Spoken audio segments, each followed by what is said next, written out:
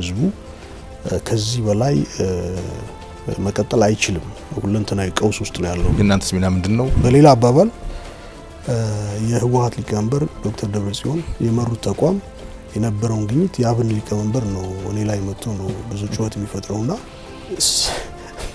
አንዳንዴ ያስቀኛል። ሁላችንም ወደ ጠረጴዛ መጥተን ለዚህ ምርጫ እንቅረብ የሚለው ግፊት ከሁሉም ወገን ጎልቶ መሰማት የለበትም። ሁላችንም ጊራ አርገን ስራ ተሰርቶ አንጻራዊ የሆነ ሰላም ተፈጥሮ ህዝቡ ድምጹን የሚሰጥበት መድረክ እውን መሆን አለበት። ከዚህ ያለፉ ነገሮች ኤክስፔክት ይደረጉ ነበር። የሽግግር መንግስት ስንል የሚመጡት ኃይሎች እነማን ናቸው? ኢትዮጵያን ለማፍረስ ሲንቀሳቀሱ የነበሩ ኃይሎች በጠረጴዛ ዙሪያ ሊመጡ ነው።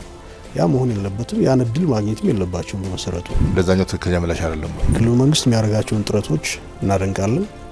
ነገሮች በንግግር ተፈተው የታጠቁ ኃይሎች ወደ ማህበረሰባቸው እንዲመለሱ መደረግ አለበት።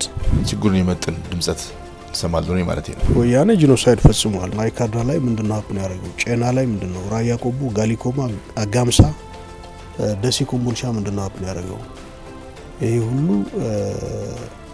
ሌላ አካል አይደለም ወያኔ ፈጽሟል አይደለም።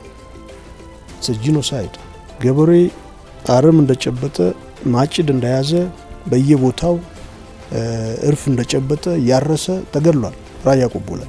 ጂኖሳይድ ማለት ይሄ ካልሆነ ምንድነው? ችግሩን ውስብስብ ነው የሚያደርገው ወይስ ግልጽ ነው የሚያደርገው? የታጠቁ ኃይሎችም የህወሓትን የሻዕቢያን ታሪካዊ ሚና ማስታወስ መቻል አለባቸው። በመሰረቱ ፍላጎታቸው ምንድነው? ፍሮም ኤ እስካሁን ድረስ ይሄንን ማወቅ መቻል አለባቸው።